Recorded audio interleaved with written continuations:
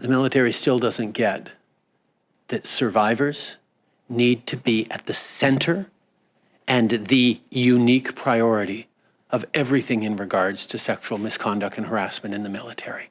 And this shows they simply still don't get it. The Prime Minister's comments come after reports surfaced that Major General Peter Dawe was appointed to a role working on the military's response to sexual misconduct in the forces. The military has since removed him from the job following intense public backlash. Major General Dawe was under fire for previously writing a positive reference letter for a soldier who was convicted of sexual assault.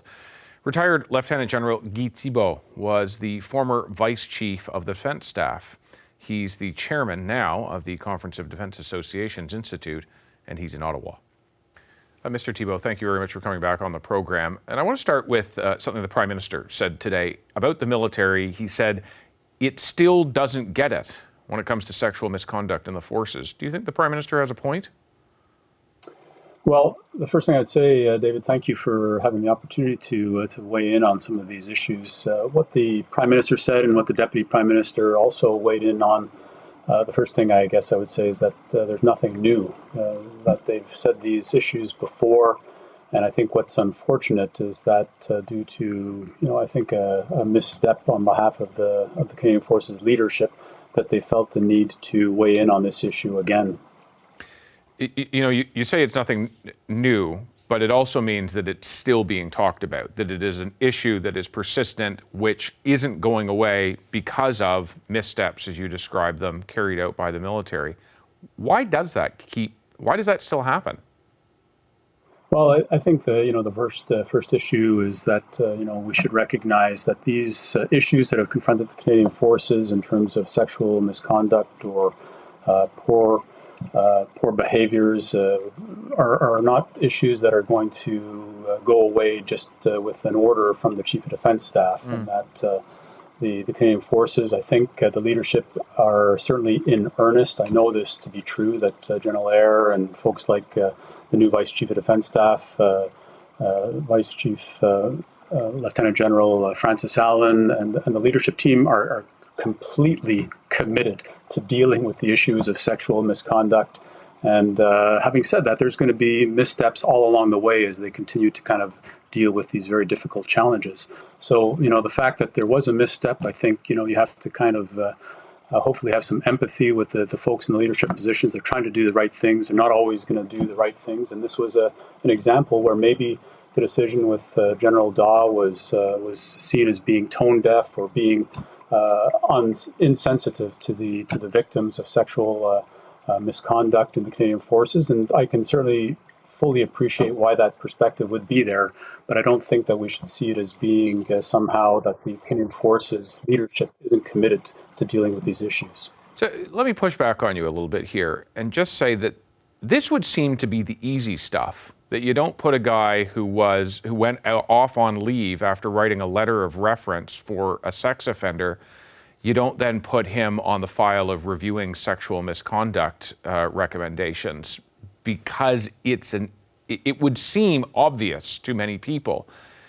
And so what does it say, not just to the survivors of sexual assault in the military, but to serving members of the military, to veterans of the military, to Canadians, when the easy stuff is a problem? What does it say about the capacity of the leadership to handle the hard stuff? Well, first of all, I don't know exactly what General Dawe was being asked to do by the Canadian Forces, by the leadership. There's a big body of work that's looked at, and hopefully they've got all hands on deck to bring everybody to work on these challenges. And a guy like General Dawe is, I know him to be an officer who is of high integrity and really has a lot to contribute. He's kind of talked about, his mistakes that he's made. And, I think we have to be empathetic and give a guy like General Dawe the opportunity to contribute and help the Canadian Forces move forward. I'm not taking away from the fact that maybe for a lot of folks, they see this as being kind of a no-brainer. Why would you take a guy like Dawe and put him into the mix? And I think General Allen in her own letter talked a little bit about how they arrived at that, and certainly they understand how it's been received. And I think that was the point that the Prime Minister was making, is that at the center of all action here has to be those who have suffered at the hands of misconduct, and that that is an area where I think the Canadian Forces continue to need to focus. And in this particular case, I think that they realized that that wasn't what they did. I would say that the thing to reflect on here, David, is that not all of the issues can be conflated one with the other. What General Dawe and his issues are very different from some of the other allegations that have been made against Canadian Forces leadership. And so, I think General Dawe is a guy that deserves the opportunity to continue to serve. And I'm not defending any of the decisions. I'm just saying that, these are issues that may seem simple on one side, but on the inside, I think it's important to give those who have contributed so much the opportunity to help to continue to make the Canadian Forces better, including guys like General Dawe. Yeah, and I think about some people that I'm talking to from within the military who are not sexual assault survivors, but people who know of General Dawe's reputation and say, yeah, here's a very capable guy who could do a lot of things. They're puzzled why he was assigned to do this thing as opposed to any number of other things, and how at the highest ranks, where you have advisors who look at problems from every different angle, how this wouldn't have been flagged in the 3 weeks. In the decision to put him into this job, and in the 3 weeks during which he served in that role before now being abruptly removed following public awareness and public response. Well, I wasn't part of the decision making, so I can't really attest to the fact of what either General Allen or General Eyre, in terms of their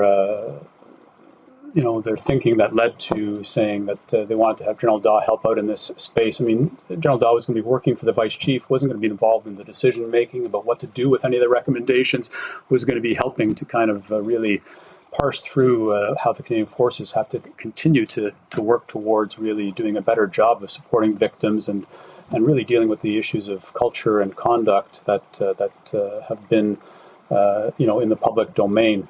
So General Dawe, is a guy who has learned, I think, from his own experience. And when we look at individuals who have to help the Canadian Forces, it has to be done through the lens of having had an experience which everybody can learn from. And I think that we can learn from General Dawe's experiences as well.